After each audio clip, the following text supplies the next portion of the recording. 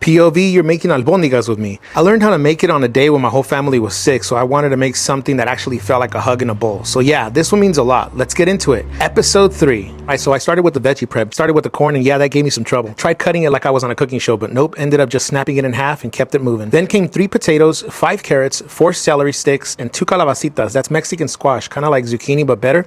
Then I chopped a quarter of an onion, and I diced a quarter of an onion for the broth and for the albóndigas. Wrapped it up with some cilantro and mint because this broth needs soul. No measuring, no fancy cuts, just vibes and sharp knives. After being on the cutting board for like ever, it's time to season the meat. I hit it with about 2 teaspoons of garlic salt, oregano, and black pepper. Then half a teaspoon of cumin and a little salt because we're not trying to make no salty balls. Then I tossed in a quarter of the minced onion and a quarter cup of cilantro and a quarter cup of chopped mint. Then I added 1 cup of uncooked white rice, and then I cracked in 2 large eggs. And for that Mexican smoky heat, I also added 1 chipotle pepper. Trust me, guys. Oh, and don't forget to add your 3 minced garlic cloves. Then I mixed it all up just like my tia taught me with puro amor y sabor. This ain't just meat, it's a memory in the making. Now it's time to roll up these albóndigas. I wasn't going for cute little meatballs. I just grabbed a chunk, rolled them by hand, no scoops, no measuring, just vibes. They came out pretty big, and honestly, that's just how I like them. Now time to make this broth, aka the flavor bomb. I threw 5 Roma tomatoes, 3 garlic cloves, and 3 chipotle peppers. Yes, I said 3. If you're sensitive or no sabo, maybe just stop at 1, or just spiritually prepare yourself. Then I added a tablespoon of chicken bouillon, 1 tablespoon of tomato bouillon, half a teaspoon of cumin, and then I added a quarter of an onion and about 5 cups of water into the blender. Blended it till it was nice and smooth, like rico suave smooth. Once it was ready, I poured it into the pot and added even more water, like a lot. At this point, I wasn't even measuring the water. I just followed my spirit. I let it heat it up while I started cleaning the blender, and then I slapped some cumbia on Alexa. Alexa, play Como la Flor. Show! Once the broth was hot, I gave it a little taste test and I seasoned to taste. Then I started dropping all the albóndigas gently one by one, like I was putting my kids in the pool and hoping nobody cries. I let them cook until they started floating, so that's when you know when they're ready for the party. Then I added the veggies in waves. Potatoes, carrots, and celery went in first. They take forever to soften. Let that roll for like about 15 minutes. After 15 minutes, then I dropped in the corn.